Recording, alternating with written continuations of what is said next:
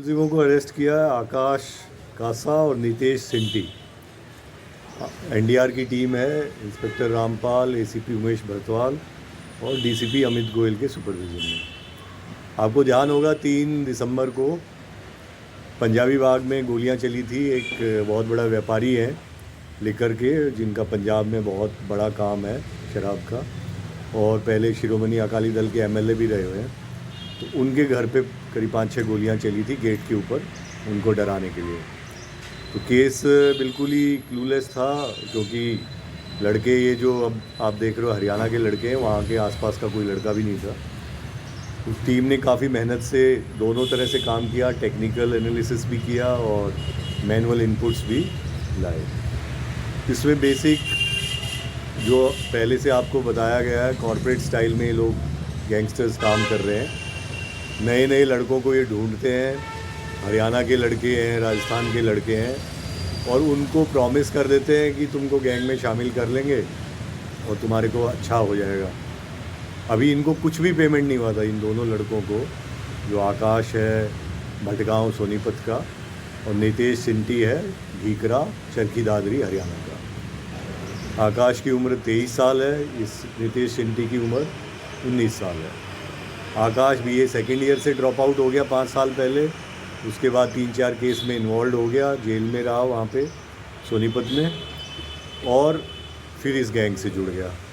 नितेश सिंटी 12वीं में ही drop out हो गया और इसको अपने गांव में कुछ इशू सेटल करने थे किसी और के साथ, तो उस चक्कर में इसने गैंग को ज्वाइन कर लिया। अब कहानी वही आती है कि सब जगह जो ऐप्स हैं वो इन्वॉल्व है, इंस्टाग्राम और ये जो सारे ऐप्स के थ्रू कोई फ्रेंड रिक्वेस्ट चली जाती है या किसी को फॉलो करने स्टार्ट कर देते हैं। इनको ये क्रेज़ है कि हम गैंग के मेंबर बन जाएंगे। वो कहते हैं पहले आप अपनी लॉयल्टी प्रूव करने के लिए 2-3 काम बताओ, करके दिखाओ।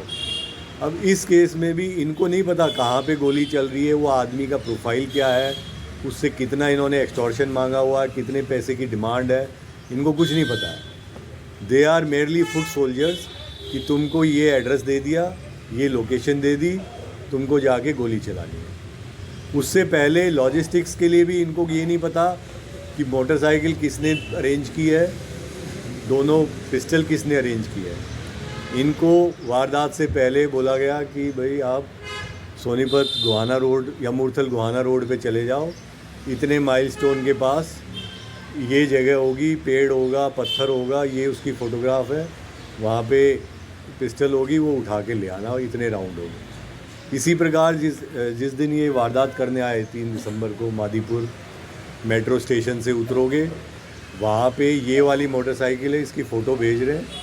इस मोटरसाइकिल को आप उठा लेना, वहीं पे चाबी पास में रखी हुई है, छुपा के उस चाबी को स्टार्ट करके उस जगह पे चले जाना।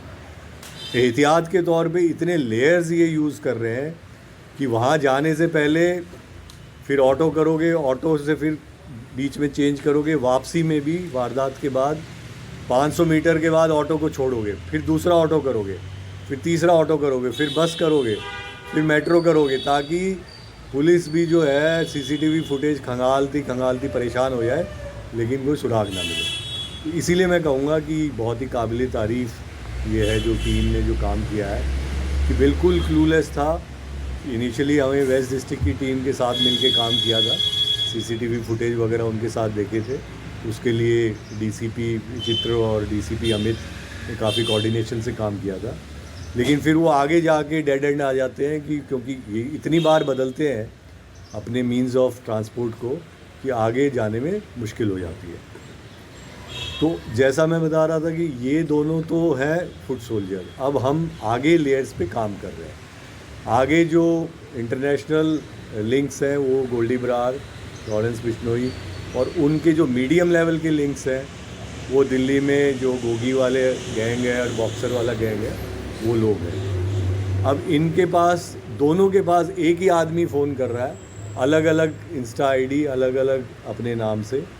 किसी को कह रहा है कि मैं राधे कृष्ण बोल रहा हूँ, कहीं पे कुछ बोल रहा है, और इन दोनों को मिलवाता है। ये दोनों आपस में एक दूसरे को जानते भी नहीं हैं। वारदात से महज दो चार 5-7 दिन पहले इनको मिलवाया गया, फिर ये एक जगह इनको ठहराया गया। उसके बाद जैसा बताया लॉजिस्टिक्स अलग अलग जगह से अरेंज कराया गया। तो बहुत ही प्रोफेशनली प्लान्ड मैनर पे किया जा रहा है। और इनका जो इतिहास है, जिनके ऊपर गोली चलाई है, पंजाब में इनको ऑलरेडी इस गैंग ने टारगेट किया हुआ था। इनके जो लिकर के एस्टेब्लिशमेंट है, 2 वो जला भी चुके थे। और अब इनको ये लग रहा था कि ये दिल्ली में रह रहे हैं तो सेफ़ है, वो मैसेज भेजने के लिए इन्होंने कहा, क्योंकि पंजाब वाले केसेस में शायद अभी वर्कआउट नहीं हुए थे कि पंजाब में कौन है। तो ये आकाश कस्सा जो है, इसके ऊपर 4 क्रिमिनल केस है और पहले इसके ऊपर 307 का भी एक केस है अपने गांव का। उसके बाद पिछले 5 साल से ये कोई काम नहीं कर रहा है। इसको पैसे की सख्त ज़रूरत थी। इसको ये कहा गया कि तू ये काम करेगा तो तेरी जो फाइनेंशियल हालत, इसके बच्चे भी हैं 2, कि उन सब का परवरिश वगैरह में तेरे को आसानी होगी। और नितेश चिंटी जो है, इसका जो मैंने बताया गांव में राइवलरी है। तो ये केवल कि तू पहले हमारे कहने पे गोली चला के आ जा, उसके बाद हम तेरे को सपोर्ट करेंगे, फाइनेंशियली भी सपोर्ट करेंगे। आज तक इन दोनों को एक भी पैसा, जो इनका वर्जन है, अभी तक कोई पैसा नहीं मिला है।